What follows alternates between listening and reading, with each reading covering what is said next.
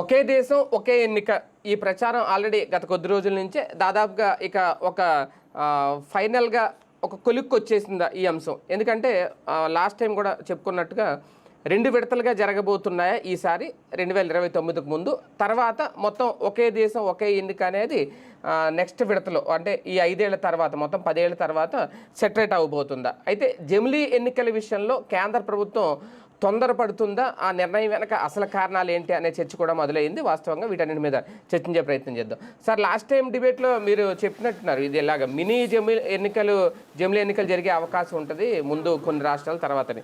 ఇప్పుడు 16 రాష్ట్రాల్లో జరిగే అవకాశం ఉంటుంది అని అన్నారు. అంటే దీన్ని మినీ జమిలీ ఎన్నికలుగా ఏమైనా చూడాలా? అట్లేం కాదు, 2 విడతలుగా అనుకున్నది. ఎందుకంటే ఒకేసారి దేశంలో ఇప్పుడు మనకు ఉన్నటువంటి రాజ్యాంగం ప్రకారం ఉన్న నిబంధన ప్రకారం ఒక రాష్ట్ర ప్రభుత్వాన్ని రద్దు చేయాలంటే, రాష్ట్రపతి పాలన పెట్టాలంటే ఆర్టికల్ 356 ఉంది. కానీ అది జెన్యూన్ అయి ఉండాలి. దానికి రాజ్యాంగంలో రాసింది ఏంటంటే శాంతి భద్రతలకి విఘాతం కలుగుతా ఉన్నప్పుడు, రాజ్యాంగ విరుద్ధమైన కార్యకలాపాలు జరుగుతున్నప్పుడు మాత్రమే పెట్టమని ఉంది. ఒకవేళ రాష్ట్రపతి పాలన గనక ప్రభుత్వం తన చేతిలోకి తీసుకుని, లైక్ ఇందిరాగాంధీ అట్లా చేసింది, రాజీవ్ గాంధీ చేశాడు, అట్లాగే అంతకుముందు జవహర్లాల్ నెహ్రూ టైంలో జరిగినాయి, తర్వాత అప్పుడు ఉన్నటువంటి కాంగ్రెస్ పాలకుల టైంలో రాష్ట్రపతి పాలన సరదాగా చేసేసేవాళ్ళు. అంటే వాళ్ళకి నచ్చని ప్రభుత్వం అధికారంలోకి వచ్చి తీసవతలు పడేసేవాడు, ఏదో ఒక వంక పెట్టేసేసి. అప్పట్లో న్యాయ వ్యవస్థ కూడా జోక్యం చేసుకునేది కాదు. కానీ న్యాయ వ్యవస్థ క్రియాశీలత 93 తర్వాత ప్రారంభమైన తర్వాత ఈ రాష్ట్రపతి పాలనలు, ఈవెన్ మనకి ఎన్టీ రామారావు అప్పుడు కూడా కోర్టు ఆపింది. ఏది ముందు రాష్ట్రపతి పాలన పెట్టేశారు కదా, నాదెండ్ల భాస్కర్ రావుది తీసేసుకునేసి, అంటే ఫస్ట్ మార్చేయడానికి సిద్ధపడ్డారు కదా. అప్పుడు 30 మంది ఎమ్మెల్యేలు అయినటువంటి వాడికి ప్రభుత్వం ఇచ్చేశారు. తర్వాత రాష్ట్రపతి పాలనకి రెడీ అయిపోయారు. కానీ ప్రజాగ్రహం చూసిన తర్వాత ఆగారు, మళ్ళీ ఆయనకే ఇచ్చారు. ఆయన ఎలక్షన్లకు వెళ్ళిపోయారు అనుకోండి, అది 83 తర్వాత 85లో జరిగినటువంటిది. ఇట్లాంటి సిచ్యుయేషన్ అంటే అప్పుడు రాష్ట్రపతి పాలన ఇష్టం వచ్చినట్టు నడిచేది. ఇప్పుడు అట్లాంటిది ఏదైనా ఉంటే కోర్టులు కొట్టేస్తున్నాయి రాష్ట్రపతి పాలన. కాబట్టి ఇక్కడ మేము ఇట్లా అనుకున్నాం జమిలీ, కాబట్టి మీ ప్రభుత్వాలు రద్దు చేస్తున్నాం అంటే కుదరదు. ఎందుకంటే ఇప్పుడు ఫర్ ఎగ్జాంపుల్ మధ్యప్రదేశ్, రాజస్థాన్, ఛత్తీస్గఢ్ సరే బీజేపీ పాలిత రాష్ట్రాలు కాబట్టి ఓకే. కానీ కాంగ్రెస్ పాలిత రాష్ట్రాలు ఉంటాయి కొన్ని, ఏది ఒక 6 నెలల ముందో ఏమో.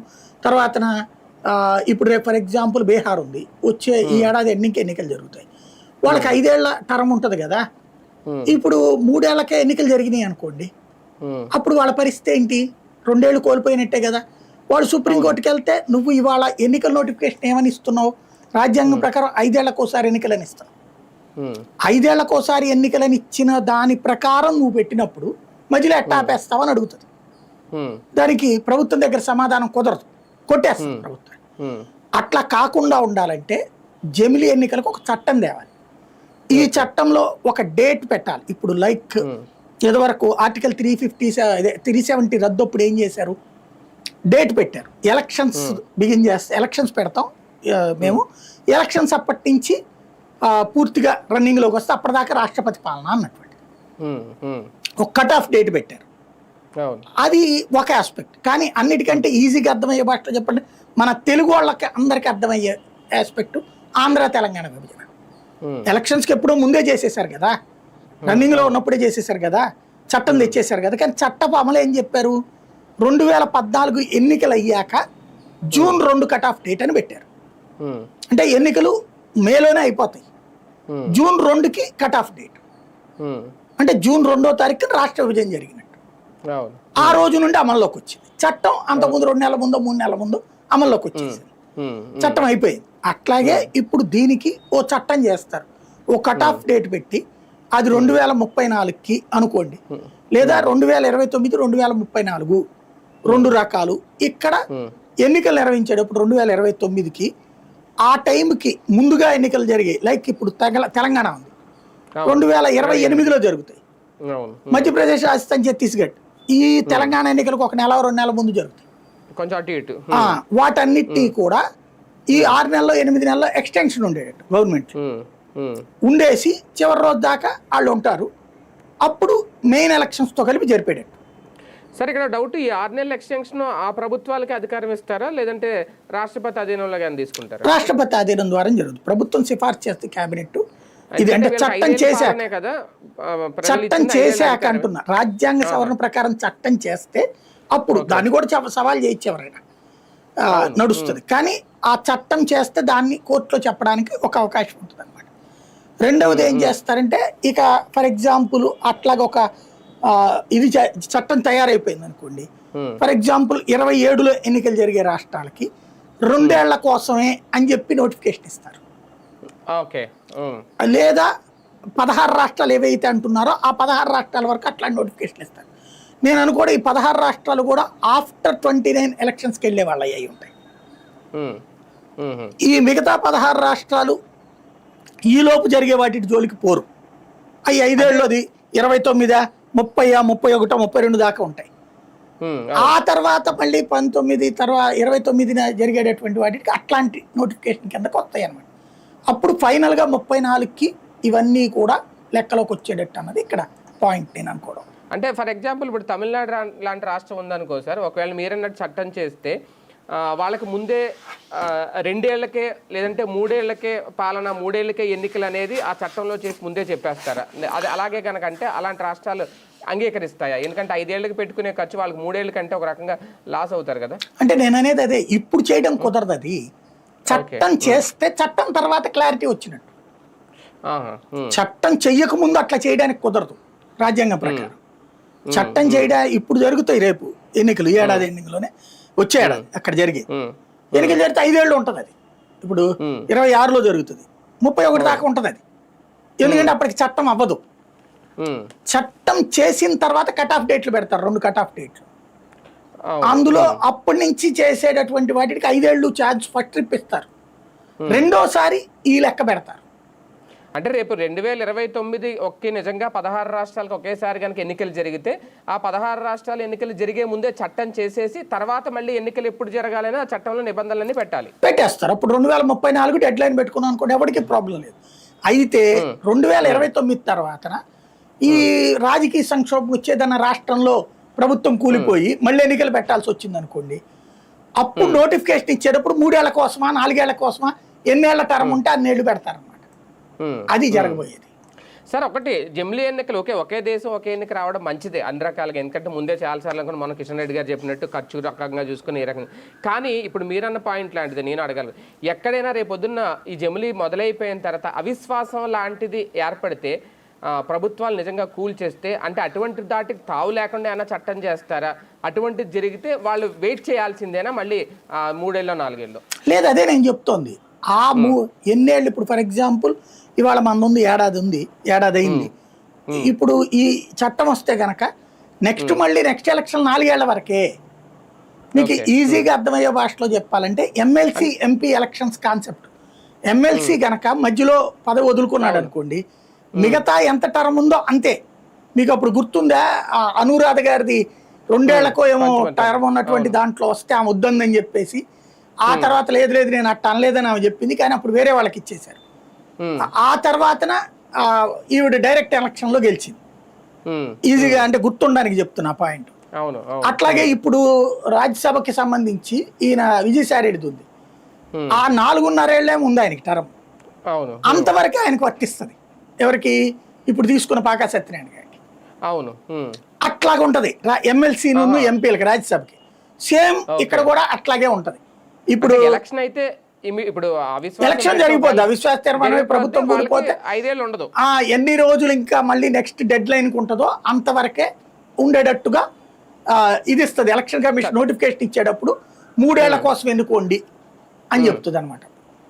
అవిశ్వాసం పెట్టేవాళ్ళు కూడా నాకు ఈ 3 ఏళ్ళు పాలన చాలనుకుంటేనే అవిశ్వాసం పెట్టి నెగ్గగలిగితే తెగాలి, అంతే, లేదంటే లేదు. సార్ ఇందులో రెండో కోణం, రాజకీయంగా భారతీయ జనతా పార్టీకో లేదంటే ఎన్డీఏ కూటమికో కలిసి వచ్చేలాగా జమిలీ వైపు అడుగులు పడుతున్నాయా?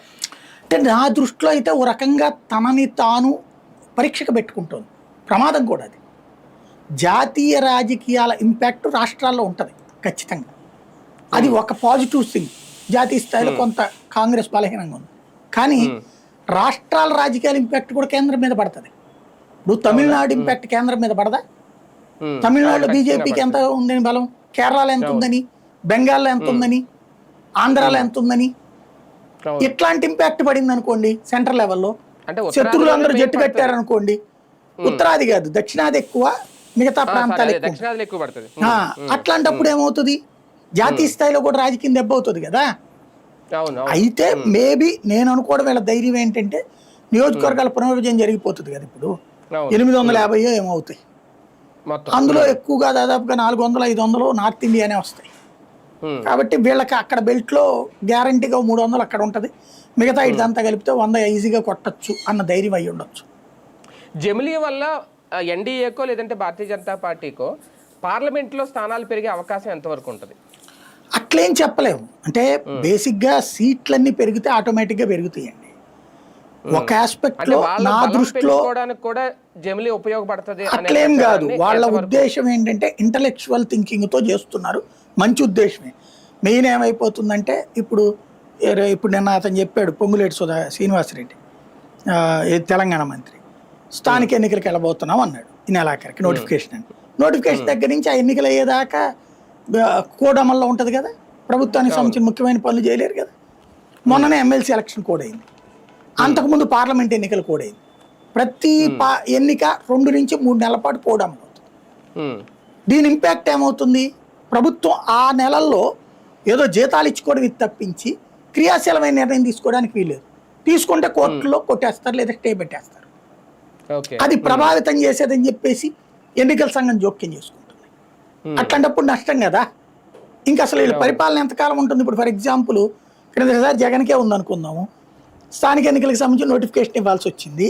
ఇచ్చిన తర్వాతన అప్పుడు ఒక 3 నెలల్లో 4 నెలల్లో పని ఏది ప్రభుత్వం అధికారంలోకి వచ్చిన త్వరలోనే అక్కడ. ఈలోపు మళ్ళీ కరోనా వచ్చింది 2 ఏళ్ల పాటు, ఏం చేయలే. ఆ తర్వాత ఎన్నికలు జరిగింది, కరోనా మధ్యలో ఒకసారి, కరోనా తర్వాత ఒకసారి. అప్పుడు నోటిఫికేషన్ అంటే దాదాపు 2 ఏళ్ళు 2.5 ఏళ్ళు ఏ పని చేయడానికి లేదు. ఆ తర్వాత ఎమ్మెల్సీ ఎలక్షన్ వచ్చినాయి, స్థానిక ఎన్నికలు వచ్చినాయి, ఇదే దాని పేరు ఏంటిది, రాజ్యసభ ఎలక్షన్స్ వచ్చినాయి. ఇట్లా ప్రతిసారి ఎలక్షన్ కోడ్, తిరుపతి వచ్చింది కదా, అట్లాగే ఇంకో 2 3 తేడాలు వచ్చినాయి కదా, ఏదో ఉప ఎన్నిక వచ్చినప్పుడు 2-3 నెలల పాటు ఎన్నికల కోడ్. ఈ సమస్యలు రాకుండా ఉంటది అంతవరకు ఓకే. కానీ చాలా డేంజర్ ఏంటంటే రాజకీయ నాయకులు అనేటటువంటి వాళ్ళని ఎప్పటికప్పుడు బెదరుతా ఉండాలి. ఎప్పుడు పోతుందో, వామ్మో ఏమైపోతుందో, రేపు పరీక్ష ఉంది, ఎల్లుండి పరీక్ష ఉంది. అలా కాకుండా ఇప్పుడు ఇదివరకు మన పరీక్షలు ఏడాదికి ఒకటి, ఇవన్నీ రాసుకున్నా సరే 2 ఏళ్ల దాకా మీకు ఏ ప్రాబ్లం లేదురా, ఇంటర్మీడియట్ ఫైనల్లోనే లెక్కన. కానీ ఇంటర్మీడియట్లో ఒక నిర్లక్ష్యం వచ్చింది మాకు. అట్లాగే డిగ్రీ 3 ఏళ్ల దాకా ఏం లేదు, ఈ లోపు సప్లీస్ ఉంటాయి మళ్ళీ కట్టుకోవచ్చాను, కానీ ఒక నిర్లక్ష్యం వస్తుంది. ఇంజనీరింగ్లో చాలా మంది ఫెయిల్ అయ్యేది అట్లాగే, వీటిలో కూడా ఫెయిల్ అయ్యేది అట్లాగే, బ్యాక్లాగ్స్ కి సంబంధించి. అంటే ఒక నిర్లక్ష్యం వస్తుంది, ఏముందిలే రేపు క్లియర్ చేసుకోవచ్చులే అన్నట్టు. అట్లాగే అది చదువులో ఇక్కడేంటి, ప్రజాస్వామ్యానికి ప్రమాదం. 5 ఏళ్ళు దాకా మనల్ని ఎవ్వడూ పీకలేడు అనుకున్నప్పుడు ఇప్పుడు ఏమైనా చేయొచ్చుగా. ఇప్పుడు ఫర్ ఎగ్జాంపుల్ ఇవాళ చంద్రబాబు నాయుడు గారికి ఒక భయం ఉంటుంది, సంక్షేమ పథకాలు ఇవాళ మనం ఇట్లా కోత పెడతాం లేదా లేట్ పెడతాం, రేపు స్థానిక ఎన్నికలు పెడితే ఎట్లాగా అన్నటువంటి, లేదా ఎమ్మెల్సీ ఎలక్షన్లు పెడితే ఎట్లాగా, ఇది ఒక భయం ఉంటుంది. అదే రేపైతే ఉండదుగా భయం. 5 ఏళ్ల పాటు ఇదేంటి, ఎంపీ ఎమ్మెల్యే ఎలక్షన్తో పాటు స్థానిక ఎన్నికలు కూడా 100 రోజుల గ్యాప్లో అంటున్నారు. మొత్తం ఒకేసారి జరిగిపోయింది. ఇక ఆ పార్టీ అధికారంలో ఉంటుంది, డిక్టేటర్షిప్ అయిపోదా? ఇప్పుడు ఏ భయం లేకపోబట్టినే కదా తెలుగుదేశం పార్టీ వైసీపీని ఇక్కడ ఆడుకుంటుంది, కాంగ్రెస్ పార్టీ అక్కడ బీఆర్ఎస్ని ఆడుకుంటోంది. ఇక నియంత్రణ పాలన అయిపోవా? చివరి ఏడాది పాటు పబ్లిక్ని చివరి 2 ఏళ్ళు సాటిస్ఫై చేస్తే చాలు, అన్నీ అప్పటిదాకా మంచోళ్ళమని మారిపోయామన్నటువంటి తరహాలో బిల్డప్ ఇస్తే చాలు, ఒక ఏడాది ప్రచారం, చివరి ఏడాది డబ్బులు అయ్యి పడేస్తే సరిపోతుంది అనుకోవచ్చుగా. చాలా ప్రమాదకరమైనటువంటిది కూడా. ఎందుకంటే ప్రజాస్వామ్యంలో ఓ రకంగా మనకి రాజ్యాంగంలో అంబేద్కర్ గారు చాలా స్ట్రాటజిక్గా చేసింది, 3 వ్యవస్థలు కూడా ఒకదానికొకటి దాన్ని ఏమంటారు, సున్నితమైన గీత గీశారు. దేనికి పూర్తి పవర్ ఇవ్వాల, అందువల్ల కంట్రోల్లో ఉన్నాయి వ్యవస్థలు. న్యాయ వ్యవస్థ అతికిపోతే ప్రభుత్వం ఆడుకుంటుంది, ప్రభుత్వం అతికిపోతే న్యాయ వ్యవస్థ ఆడుకుంటుంది, కార్యనిర్వాహక వ్యవస్థ తేడా చేస్తే ప్రభుత్వం ఆడుకుంటుంది, కార్యనిర్వాహక వ్యవస్థను ఏదైనా వేధిస్తే కోర్టు జోక్యం చేసుకుంటుంది. అంటే ఒకదానికి మధ్యన సున్నితమైన రేఖలు, ఒకళ్ళ మీద ఒకళ్ళకి అధికారం ఇచ్చారు, ఒకళ్ళ మీద ఒకళ్ళకి బాధ్యత ఇచ్చారు. ఇట్లాంటి సిస్టంతో ప్రస్తుతం మనం సేఫ్గా ఉన్నాం. అవును. అదే ఇప్పుడు ఈ అధికారం తప్ప బాధ్యత లేకపోతే ఏమైపోతుంది, సెక్యూరిటీ పోతుందేమో అనే భయం వేస్తుంది ఒకటి. అవును అవును. కానీ ఒకటి సార్, ఇందులో మైనస్లు కూడా ఒకసారి చూస్తే జమిలీ వాళ్ళు ఇప్పుడు సపోజ్ ఒక్కొక్క రాష్ట్రం ఒక్కొక్కసారి ఎన్నిక జరుగుతుంది కాబట్టి ప్రచారకర్తలను లేదంటే టాప్ సెలబ్రిటీస్నో లైక్ పవన్ కళ్యాణ్ గారు ఇలాంటి వాళ్ళని వాడుకుంటున్నారు. ఒకసారి ఈ సంవత్సరంలో ఈ రాష్ట్రంలో ఇలాగే, రేపొద్దున ఒకేసారి అంటే ఆ ప్రచారంలో కూడా ఇలాంటి ఇబ్బందులు రావా? ఉంటాయి. కాకపోతే బేసిక్గా ఒకే రోజు బెటర్గా ఎన్నికలు 5 విడతలో 6 విడతలో 7 విడతలో 8 విడతలో ఓ 10 విడతలు పెట్టారు అనుకుందాం. గ్యాప్ ఇస్తారుగా విడతలకి ఒక 5 రోజులు అట్లాగా. ఇప్పుడు క్రిందసారి 2019 ఎన్నికలు ఒకసారి గుర్తు తెచ్చుకోండి. ఫస్ట్ ఫేజ్లో అనుకుంటాం మన ఏపీని ఎన్నికలు, ఫస్ట్ ఫేజ్లో సెకండ్ ఫేజ్. చంద్రబాబు గారు ఏం చేశారు, 45 రోజులు పాటు ఆ తర్వాత ఎన్నికలు కాంగ్రెస్ తరపున ప్రచారం చేసి పెట్టారు. కర్ణాటకలో అవన్నీ, తెలంగాణలో, బెంగాల్కి వెళ్ళి ప్రచారం చేసి పెట్టారు, మహారాష్ట్రకి వెళ్ళి ప్రచారం చేసి పెట్టారు శివసేన వాళ్ళకి. అట్లా చేయలే కాబట్టి ఛాయిస్ ఉంటాయి. చివరిలో వాళ్ళకి కొద్దిగా పరుగులు తీయాలేమో ఆ నెల 2 నెలలు బెటర్. వాళ్ళకి ఓ ప్రశాంత్ ఓ గొడవ వదిలిపోద్ది ఒక్క దెబ్బతో, అంతే. ఆ 2 నెలలు కష్టపడిపోతే అయిపోద్ది, ఇంకా మళ్ళీ 5 ఏళ్ళ వరకు చూడక్కర్లా. అది సార్ ఇందులో అంటే మొదట 16 రాష్ట్రాలు అంటున్నారు కదా, ఇప్పుడే మొత్తం మున్సిపల్ ఈ లోకల్ అన్ని కలిపేస్తారా ఈ 16కి, లేదంటే నెక్స్ట్ విడతలో దాన్ని చూసే అవకాశం? ఫైనల్గా 2034కే అవుతుంది నేను అనుకోవడం. అయితే అంటే ఇప్పుడు ఓన్లీ అసెంబ్లీ వరకే జరిగే అవకాశం, అసెంబ్లీల వరకే ఉంటుంది. కానీ ఒకటిసారి మొన్నటి వరకు జగన్ గారు ఏం మాట్లాడినా ముందు వచ్చేస్తాయి అనుకున్నారు.